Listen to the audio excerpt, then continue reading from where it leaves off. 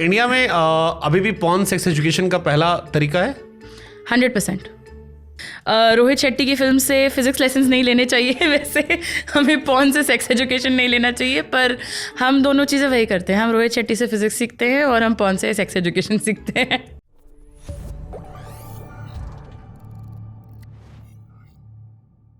India में अभी भी पॉर्न सेक्स एजुकेशन का पहला तरीका है? 100%, विदाउट अ डाउट। जो मैं हमेशा कहती हूँ वो ये है कि जैसे रोहित शेट्टी की फिल्म से फिजिक्स लेसन्स नहीं लेने चाहिए, वैसे हमें पॉर्न से सेक्स एजुकेशन नहीं लेना चाहिए, पर हम दोनों चीज़ें वही करते हैं। हम रोहित शेट्टी से फिजिक्स सीखते हैं और हम पॉर्न से सेक्स एजुकेशन सीखते हैं।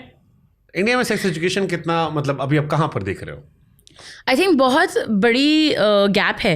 एक एरिया है जो बहुत ही ज़्यादा ओपन है, बहुत ही वेल एजुकेटेड है। मुझे स्कूल्स बुलाते हैं कॉन्वर्सेशंस के लिए, इलाहाबाद में स्कूल्स बुलाते हैं।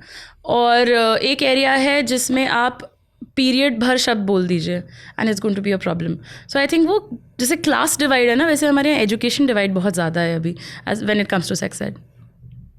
मतलब हाँ, ये बात सच है कि अभी भी ऑफिस में हो या कहीं पर भी पीरियड शब्द से भी कई लोग सहम जाते हैं, रूह कांप जाती है लोगों की। हाँ। हाय राम, ये क्या बोल दिया। और ये बोथ वेज है। हाँ आई थिंक लड़कियां भी बोलने में हिचकिचाती हैं बहुत ज़्यादा। काफ़ी सारी कंपनीज है जो मेंस्ट्रुअल लीव ऑफर करती हैं, और बहुत सारे लोग इसलिए नहीं अवेल करते हैं, at least from what my DMs tell me, कि किसी को बताना पड़ेगा। मैनेजर को मैं क्यों बताऊं कि मेरा पीरियड चल रहा है? मतलब उनको क्यों इन्फॉर्मेशन मैं ऐसी दूँ, मैं ये बातें क्यों मेंशन करूँ? इतनी नॉर्मल सी बात है, मतलब हर महीने हो रहा है। सालों तक हो रहा है। तो हेजिटेशन बहुत ज़्यादा है एंड ये टैबू। वही जैसे अगर आप, जैसे आपने बताया, कॉन्डम लेने जाएं तो काले पैकेट में मिलता है। अगर आप पैड लेने जाएं तो पहले दुकानदार उसको न्यूज़पेपर में रैप करेंगे, फिर वो एक काली पन्नी में भरेंगे, उसके ऊपर वो एक नॉर्मल पन्नी में देंगे कि ये ना सोचे सामने कि काली पन्नी है तो पक्का पैड होएगा। तो इतना ज़्यादा इसको 3 लेयर्स तो आपने ऐसे ही चढ़ा दी। किस बात का इतना सोशल स्टिग्मा है? I don't understand. क्यों है ये? मतलब कोई सोचा नहीं आपने? आपको तो रोज डील करते होगे लोगों से। मैं अगर इसकी फिलॉसफी में लग जाऊं तो मैं अपना काम नहीं कर पाऊंगी। कभी ट्रोल हुए हो बहुत ऑनेस्ट होने के लिए? बहुत ज़्यादा इन बातों को रखने के लिए बहुत ज़्यादा हरासमेंट बहुत होता है। बहुत हार्ट ब्रेकिंग टाइप के डीएम्स आते हैं जिसमें लोग मुझे बहुत डिटेल में थ्रेट्स भेजते हैं, ईमेल्स आते हैं थ्रेटनिंग कि आप भारतीय संस्कृति के ख़िलाफ़ हैं, या आप औरत हो के आपके मुंह से ऐसे अपशब्द कैसे निकल रहे हैं, जैसे शरीर का कोई भी अंग अपशब्द होता है। बट हाँ, मतलब काफ़ी मोरालिटी क्राइसिस, मोरालिटी पैनिक हो जाता है लोगों को कि I am somehow going against Indian culture, even though हमारा कल्चर ऐसा तो है नहीं। कि हमारा कल्चर थोड़ी सिखाता है चुप रहना, हमारा कल्चर तो बॉडी को सेलिब्रेट करना सिखाता है। तो ठीक है, मैंने इस पॉडकास्ट को 3-4 हिस्सों में बांट रखा है। एक सेक्शन है मेन को लेकर, एक सेक्शन है वीमेन को लेकर, एक सेक्शन है जो जेनरिक क्वेश्चंस हैं सेक्स लाइफ को लेकर, और एक है मिथ्स को लेकर। आप कहाँ से शुरू करना चाहोगे? मिथ से शुरू करते हैं। ओके, मिथ से शुरू करते हैं। चलो, सबसे बड़ा मिथ क्या है सेक्स लाइफ को लेकर या सेक्स को लेकर? औरतों के लिए सबसे बड़ा मिथ ये है कि वजाइना टाइट करने की ज़रूरत है। वजाइना एक ऐसा ऑर्गन होता है, जैसे पीनस में एक्सटर्नली एक इरेक्शन होता है, वैसे अगर हम समझ लें कि वजाइना में इंटरनली एक इरेक्शन हो जाता है, एक स्पेस बन जाती है। तो वजाइना का नेचुरल रिएक्शन ही है कि वहाँ स्पेस बने। तो टाइट करना is going against the very nature of the vagina. वो टाइट वजाइना से पेनिट्रेशन में प्रॉब्लम होती है, दिक्कत होती है, पेन होता है, बहुत सारे इश्यूज होते हैं, and it's usually a sign of a pelvic floor dysfunction. तो पेल्विक फ्लोर आपका सही से नहीं फंक्शन कर रहा है तो वजाइना में टाइटनेस होती है। It's not a good thing. तो this is the first myth that women have. आदमियों में साइज़ को लेकर के बहुत स्ट्रेस, बहुत इनसिक्योरिटी, टाइमिंग को लेकर के बहुत स्ट्रेस, बहुत इनसिक्योरिटी होती है, and it comes down to the same problem कि सही एजुकेशन लोगों को नहीं है। वजाइना का जो नीचे का सबसे पार्ट होता है उसमें सबसे ज़्यादा सेंसेशन होता है। तो पीनस का size really doesn't matter, and पीनस का जो फीमेल इक्विवेलेंट होता है वो वजाइना नहीं होता है, वो क्लिटरिस होता है। क्लिटरिस वो एक छोटा सा मटर का दाना जैसा ऑर्गन होता है, टॉप पे होता है। अगर क्लिटरिस को स्टिमुलेट करें, ऑर्गेजम्स वहाँ से आएंगे, नॉट बिकॉज कि पीनस छोटा है या बड़ा है। इसको मैं हमेशा ऐसे समझाती हूँ कि अगर आपके गाल में खुजली हो रही है और आप अपनी पीठ खुजाते रहें, चाहे कितनी लंबी डंडी से क्यों ना खुजाएं, खुजली गाल में होती रहेगी। So the focus has to shift, and because ये एजुकेशन नहीं मिली है, आदमियों को बुरा फील कराया जाता है, इनसिक्योरिटी क्रिएट करी जाती है कि साइज़ का इतना बड़ा हवा बना के। So these are the 2 biggest myths. सबसे पहले मैं स्टार्ट करता हूँ कि विमेन को क्या सेक्स ज़्यादा चाहिए होता है मेन से, या कम चाहिए होता है, या इट्स लाइक कॉमन दोनों का है कि men are more expressive socially, women नहीं होती हैं? आई थिंक ये तो इंसान टू इंसान हो गया, इसमें जेंडर डिवाइड इतना नहीं है, ऐसा नहीं है? मुझे नहीं लगता है। And most of the sexual health research suggest कि सबका अलग अलग होता है। हम ये देखते हैं कि विमेन का लेट 30s लेट 40s में एक पीक आता है in terms of desire, because वो एक्सप्रेस करने को उनको फ्रीडम मिलने लगता है, चाहे वो उनकी बॉडी में वो बेटर फील करने लगें, चाहे वो ऐसी रिलेशनशिप में सेफ्टी एक्सपीरियंस करें। बट हाँ, मतलब women become more vocal towards the later years. But I guess Vidya Balan quoted this line, किस कॉफी विद करण में शायद उन्होंने कोट किया था। अच्छा। कि वीमेन इक्वली नीड, तो ये उन्होंने कोट किया था, तो वहां से शायद ये मेरे दिमाग में ख्याल है, सवाल आया। हाँ, I think everybody desires sex. Okay, sex केवल फिजिकल होता है?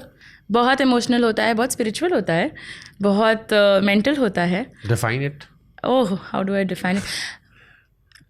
खाना क्या सिर्फ फिजिकल होता है?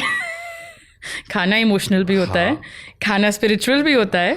The same thing, it's a basic body need. I think हम उसको थोड़ा ओवर कॉम्प्लिकेट कर देते हैं, बहुत ही बेसिक फंक्शन है लाइफ का। अभी जैसे आपने जिक्र किया वजाइना का, उसमें अभी वर्जिनिटी का बड़ा जिक्र चलने लगा है कि लोग वापस वर्जिनिटी पाना चाहते हैं। मैंने कई सारे रील्स देखी, is it true? I've seen some of the reels on Instagram. I have a slightly long answer to this. So, पहले मैं बहुत ज़्यादा इस बात में बोलती थी कि बिल्कुल नहीं, ये गलत बात है, आप वर्जिनिटी रिवर्जनाइज नहीं कर सकते। फिर मेरे अस्पताल में एक मरीज़ आई, अपने बॉयफ्रेंड के साथ आई, और उसके बॉयफ्रेंड ने आके बताया कि प्लीज़ आप इनकी कुछ सर्जरी करके इनका हाइमेन वापस दिलवा दीजिए, हम सेक्शुअली एक्टिव हो चुके हैं, पर अगर इनकी शादी हो रही है, इनकी कहीं और शादी कराई जा रही है, अगर इनके परिवार वालों को पता चल गया कि ये वर्जिन नहीं है तो इनको मार डाला जाएगा। एंड उस समय ना मेरा सारा एक्टिविज़म, मेरा सारा एथिक्स, मेरी सारी मोरालिटी एक सेकंड को साइड चली गई जब मैंने ये रियलाइज़ किया कि लिटरली ज़िंदगी और मरने का सवाल होता है कुछ लोगों के लिए एक छोटे से टिश्यू के ऊपर। Never mind that hymen virginity का इंडिकेटर नहीं होता है। सर्जिकली इसको वापस रिक्रिएट किया जा सकता है। मैं पर्सनली विश्वास नहीं करती हूँ, बट मैं जानती हूँ कि लोगों को इसकी नीड हो सकती है। क्या कॉस्टिंग पड़ती होगी अप्रॉक्स? मेरे ख्याल से the lowest I have seen, मैंने सोशल मीडिया पे एडवर्टाइज देखा है, 25,000 से 40,000 के बीच में ये सर्जरी पड़ सकती है। वर्जिनिटी मतलब ये मेंटल होती है या इसको जैसे समाज में बना रखा हुआ? फुल ऑन हुआ है। वर्जिनिटी कोई फिजिकल चीज़ नहीं होती है। ऐसा नहीं है कि लड़कियों के वजाइना के अंदर कोई प्रूफ होता है कि ये वर्जिन है कि नहीं। हाइमेन जिस चीज़ पे लोग अक्सर अटक जाते हैं, लोगों का ये कहना है कि हाइमेन एक सील की तरह होती है वजाइना के एंड पे। तो मेरा पहला सवाल ये है कि अगर हाइमेन एक सील है तो मेंस्ट्रुअल ब्लड कैसे बाहर निकल रहा है?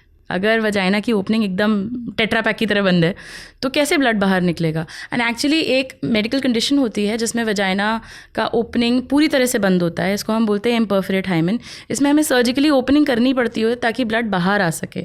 तो हर किसी के हाइमेन में ऑलरेडी ओपनिंग्स होती हैं। अगर सेक्शुअली अराउज्ड है इंसान तो हाइमेन वजाइना सब थोड़ा फैल जाता है एंड ब्लीडिंग नहीं होती है। इनफैक्ट 1/3 ऑफ वुमेन रिपोर्ट कि उनको कभी ब्लीडिंग नहीं हुई है फर्स्ट टाइम सेक्स में, इवन दो वो पहली बार कर रहे हैं। तो मेरे ख्याल से सोशल कॉन्स्ट्रक्ट ये मेरा यही सेकंड क्वेश्चन था कि फर्स्ट टाइम इंटरकोर्स करने पे हर बार ज़रूरी ब्लीडिंग होना? बिल्कुल भी नहीं। इनफैक्ट पेन नहीं होना चाहिए। जो लोगों के दिमाग में इंप्रेशन है ना कि फर्स्ट टाइम बड़ा पेनफुल होता है, नहीं होना चाहिए। अगर आप बहुत स्ट्रेस्ड हैं, नर्वस हैं, भाई अगर मेरा हाथ एकदम टाइटली बंद है, मैं स्ट्रेस्ड हूँ और मैं यहाँ पे ज़बरदस्ती कुछ डालने की कोशिश करूँ तो मुझे डिफ़िकल्टी होगी। वही चीज़ होती है, आपका पेल्विक फ्लोर भी मसल से ही बना हुआ है, वजाइना भी एक टेक्निकली एक मस्कुलर टिश्यू ही है, एक मस्कुलर ट्यूब है। अगर आप एक टाइट टेंस मसल में कुछ डालने की कोशिश करेंगे तो प्रॉब्लम होगी, and that is the thing we have to understand. Okay, second myth question जो मेरा था वो ये था कि छोटे शहरों में खास तौर पर जब हम ट्रेन में बस में सफ़र करते हैं तो बड़े सारे कोट्स लिखे होते हैं दीवार गुप्त रोग विशेषज्ञ। हाँ, ये साइज को लेकर खास तौर पर बड़े सारे कोट्स लिखे होते हैं। फिर सवाल हुए, डज साइज रियली मैटर? क्योंकि ये बहुत ज़्यादा स्ट्रेसफुल लड़कों के लिए होता है। बहुत सारे लड़के होंगे जो परेशान होंगे, बहुत सारे एड्स देखते होंगे, बहुत सारे एक्सपेरिमेंट करते होंगे, हर अलग अलग तरह से। बहुत अनफॉर्चुनेट बात है कि लड़कों को, मतलब लड़कों में इतना कुछ होता है, इतने अच्छे लोग होते हैं, उनको रिड्यूस क्या कर दिया है उनके पीनस के साइज़ पे। कितनी बकवास बात है। एक कोट है जो इंग्लिश में हम लोग सुनते हैं, it is not the size of the boat but the size of the wave that matters. तो आपका ऑर्गन चाहे जिस भी साइज़ का हो, आप उसको किस तरह से यूज़ कर रहे हैं, that is what is important. So size really doesn't matter. Then what does matter? कि आप उसको किस तरह से यूज़ कर रहे हैं।